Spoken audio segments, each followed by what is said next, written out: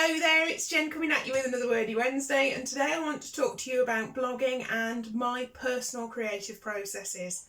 Creativity can be helped along no end with good processes, and this is my personal process for creating great blogs as a professional explainer. Follow it if you like, but I encourage you to work out what works best for you personally. When I'm tasked with writing a post, I first get my planning hat on.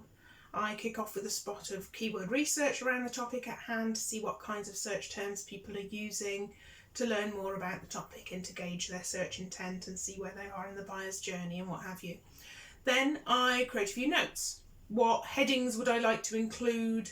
Their rough hierarchy as H1, H2, H3, H4, HTML headers within that page, what keywords to include in each header and in each section. This is to ensure both maximum SEO keyword effectiveness and maximum comprehension. I'll also include what each section needs to include, the facts I want to draw on and the conclusions I or the client want to make in each part. Then I'll flesh this out with a bit of extra research, especially around some of the finer points to make sure I'm putting the right information forward and doing so accurately. It's not necessarily in full sentences at this point, though I do naturally end up writing that way. After this planning stage, I let my notes rest. This provides the opportunity to run them past the client and or to allow a bit more creativity to build in the interim. I find that separating the planning and writing stages works really well for me. And now for the bit you've all been waiting for, the actual writing. Largely informed by my plans and any feedback I might have received from the client, I'll start pulling my notes and structure together from the planning stage and crafting a more meaningful narrative flow. A few assorted pointers here about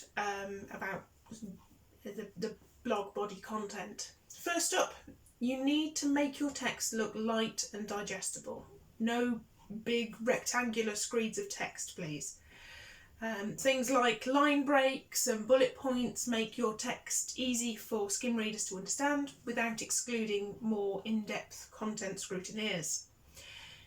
Ask crucial questions in your H2 and H3 headers and your H1 header if you can manage it, like what is your topic, how to do your topic, why is your topic.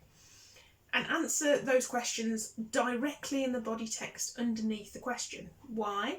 Well, featured snippets are the larger chunks of text that Google tends to return in response to questions.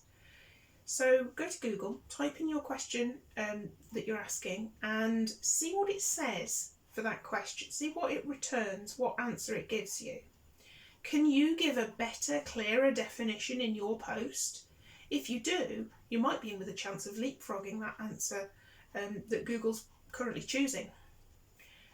Wherever it makes sense to do so, consider putting your target keywords or sentences containing them in bold or italics, especially when you're answering an important question like what is your key term. It helps to draw the eye to the answers people are most likely to be looking for and can help search algorithms understand your SEO intentions too.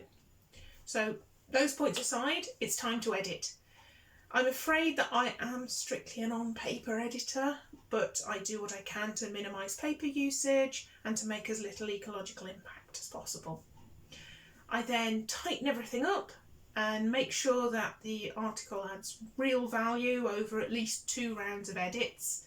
Then one last final spell check, proofread, and keyword density check, and it's ready to go. So yeah, Godspeed, little or perhaps not so little blog post. We're all rooting for you. So yeah, that's my process. And that is also it from me for today. So thank you for watching.